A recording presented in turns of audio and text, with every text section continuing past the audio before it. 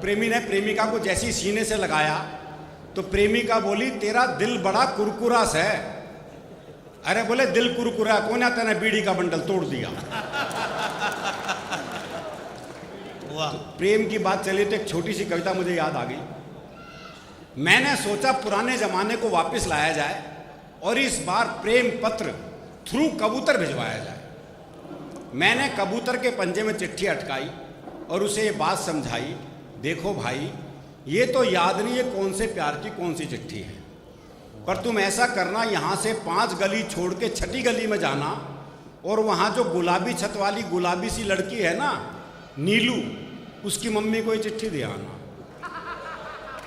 कबूतर बोला, हे आदि कालीन युग के देवदास, इस युग में भी चिट्ठियों से आस। अब मैं ऐसी फालतू उड़ान नहीं भरता हूं, मैं खुद अपनी कबूतरी को व्हाट्सअप करता हूं। तो वो जमाने चले गए फरहान साहब। पहले आदमी 5-5 पेज का प्रेम पत्र लिखता था, कितनी मेहनत होती थी, बाद में सिर्फ नाम ही बदलना होता था। अब तो मोबाइल पे आई लव यू टाइप करता है, वो भी पूरा नहीं, ILV और Y, और एक साथ 25-30 को सेंड। वो उदय प्रताप सिंह जी की 4 पंक्तियां याद आती हैं कि हर फैसला होता नहीं सिक्का उछाल के, ये दिल का मामला है जरा देखभाल के। हर फैसला होता नहीं सिक्का उछाल के, ये दिल का मामला है जरा देखभाल के। मोबाइलों के दौर के आशिक को क्या पता, रखते थे कैसे खत में कलेजा निकाल के। तो वो प्रेम तो अब खत्म हो चुका, लेकिन हरियाणा का प्रेम तो ऐसा ही है। अभी मेरा एक दोस्त मिला, उसके दोनों होठ बुरी तरह जले हुए। मैंने कहा, होठ कैसे जल गए? बोला, पत्नी मायके जा रही थी, स्टेशन छोड़ने गया था, मारे खुशी के इंजन चूम लिया। तो हमारी खुशी भी अलग अलग ढंग से प्रकट होती है। दरअसल क्या है, मन का साफ होता है, जो मन में वो जबान पे है। वो मुकदमा चल रहा था तो एक ताई गवाही के लिए आई। अच्छा, दोनों वकील उसी के गांव के। तो पहले वकील ने पूछ लिया, बोले, ताई मुझे जाना है। खूब जानू हूं, गुलाब सिंह का छोरा है तू, 1 नंबर का झूठा, तेरी लुगाई तक तुझे छोड़ के चली गई थी। बेचारा वकील सन्न रह गया जी। उसने दूसरे वकील की तरफ इशारा कर दिया, और ताई से जाना है, अच्छी तरह जानू हूं, करनेल गाने का छोरा है यो, 1 नंबर का याश, तेरी लुगाई से भी इसका चक्कर था।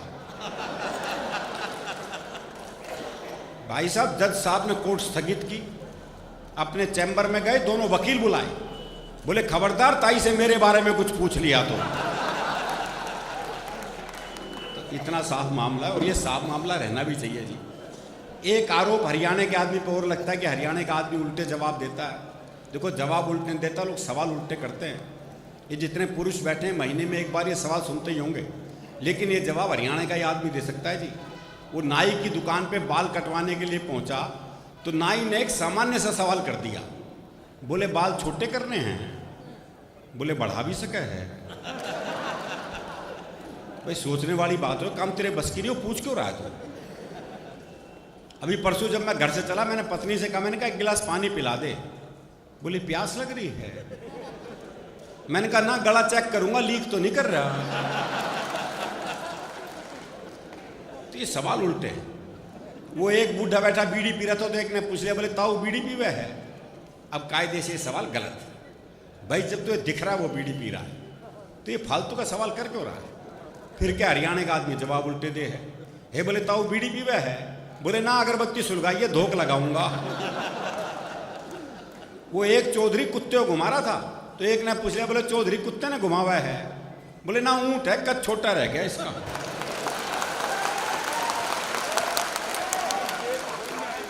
वो एक अर्थी जा रही थी, लोग राम नाम सत्य करते हुए जा रहे थे, तो जो मरा था उसके छोरे से ही एक ने पूछा, बोला, यो मर गया के?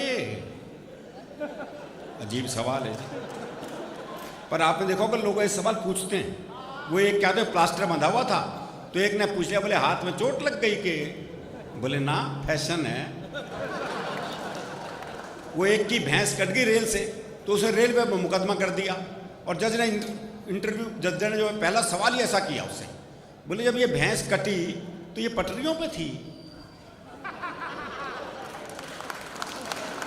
बोले, ना जी, खेत में चल रही थी। वो तो इंजन की नीयत खराब होगी उस पर, क्या करे भाई। तो जो मरा था उसके छोरे से एक ने पूछा, बोला यो मर गया के? बोले ना, बाजार घुमाने ले जा रहे हैं इसने, शाम को घर छोड़ देंगे और तू कहे तो तेरे घर छोड़ दे। वो एक आदमी घंटाघर से घड़ी ठीक करके उतर रहा था, तो एक ने पूछ लिया, बोले घड़ी खराब होगी थी के? बोले ना, आंख कमजोर है, टाइम देखने गया था ऊपर। ये सवाल उल्टे हैं जी। फिर भी इसमें भी कोई शक नहीं कि हरियाणा का आदमी उल्टे जवाब देता है। आप किसी से बात करके देख लो। वो मैंने एक से कहा, मैंने कहा रोहतक जाना है? अरे बोले जा, मैंने के रोक रखा है। अरे मैंने कहा सड़क रोहतक जाएगी क्या? बोले जी 30 साल हो गए, मैंने तो ये कहीं जाती दिखी ना। तो वो जवाब नहीं देगा। उसी के सौंदर्य पे शुद्ध हाथ से ही कविता आपको सुनाता हूँ। बहुत आनंद की कविता है, कोई दिमाग लगाने की जरूरत नहीं, मैंने लिखने में नहीं लगाया। वाह, तो आप सुनने में क्यों लगाओ। पुलिस को रंगरूटों का दस्ता चाहिए था नया। हरियाणा का राधे श्याम भी इंटरव्यू देने गया। इंटरव्यू में पूछा गया सिर्फ एक सवाल, और राधे ने बना दिया सवाल का बवाल। सवाल था, आप सेब खरीदने जाओगे तो 50 रुपए किलो के हिसाब से 100 ग्राम सेब के कितने पैसे देकर आओगे? ये आसान सा सवाल था जी, लेकिन इस आसान से सवाल को हरियाणा का आदमी कैसे बवाल बना सकता है, बस यही इस कविता का सौंदर्य है। आप सेब खरीदने जाओगे तो 50 रुपए किलो के हिसाब से 100 ग्राम सेब के कितने पैसे देकर आओगे? राधे बोला, अगर मैंने 100 ग्राम सेब के भी पैसे दिए तो पुलिस में भर्ती हो रहा हूं क्या एसटीसी कराने के लिए? भाई अगर मैंने 100 ग्राम सेब के भी पैसे दिए तो पुलिस में भर्ती हो रहा हूं क्या एसटीसी कराने के लिए? साहब को जवाब में मजा आया, उन्होंने सवाल को आगे बढ़ाया। अच्छा, मैं खरीदने जाऊं तो मुझे कितने के मिलेंगे?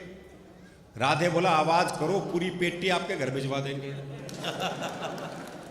अच्छा, तुम्हारी पत्नी तो पुलिस में नहीं है ना, वो जाएगी तो 100 ग्राम सेब के कितने पैसे देकर आएगी? राधे बोला, साहब मैं अपनी पत्नी को आपसे ज्यादा जानता हूं, उसे खरीदारी का है बहुत चाव, पर उसे 100 ग्राम खरीदने होंगे तो 100 ग्राम का ही पूछेगी भाव। अच्छा, तुम्हारा भाई जाए, अगला भी उसी सवाल के पीछे पड़ा हुआ है। ये नहीं कि भी वो जवाब नहीं दे रहा तो सवाल बदल दे, पर दिक्कत ही वो भी हरियाणा का। अच्छा, तुम्हारा भाई जाए, जी भाई को तो मैंने कई बार बाजार जाते देखा है, पर वो तो कहीं पौआ तो कभी गुटखा लाता है, सेब लाते तो मैंने से आज तक नहीं देखा। अच्छा, तुम्हारी बहन जाए कोई, जी मेरी एक बहन थी, उसकी शादी हो गई, अब वो जाने या बहन हुई। राधे श्याम, तुम्हारे पिताजी भी तो बाजार जाते हैं, जी उनके दांत नहीं है, वो बस केले खाते हैं। जी उनके दांत नहीं है, वो बस केले खाते हैं। आप मुझे एक बात बताओ श्रीमान, तनख्वाह तो दोगे एक आदमी की है, और सेब खरीदने पर लगा दिया पूरा खानदान। अच्छा छोड़ो, कोई आम आदमी जाए तो वो 100 ग्राम सेब के कितने पैसे देकर आए? आम आदमी का नाम सुनते ही राधे श्याम सीरियस हो गया थोड़ा। बोला, अजी साहब, आप लोगों ने आम आदमी को सेब खरीदने लायक ही कहां छोड़ा?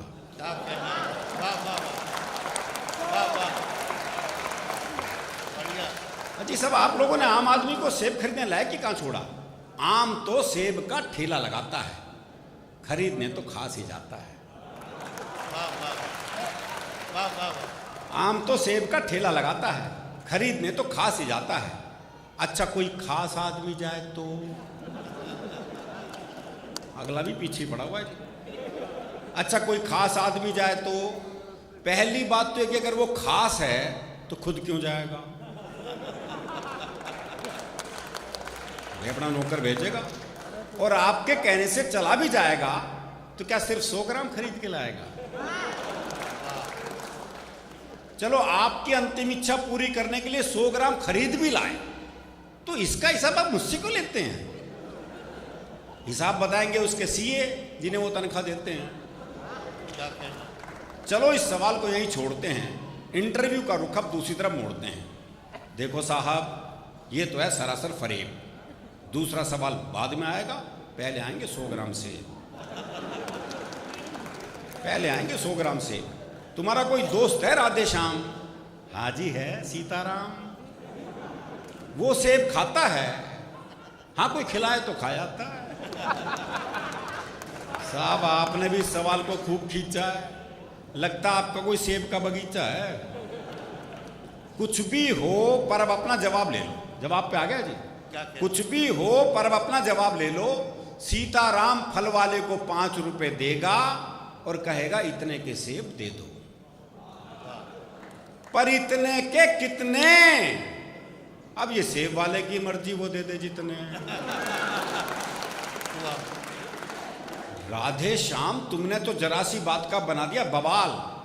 राधे बोला, साहब मुझे तो शुरू से ही पसंद नहीं है सवाल।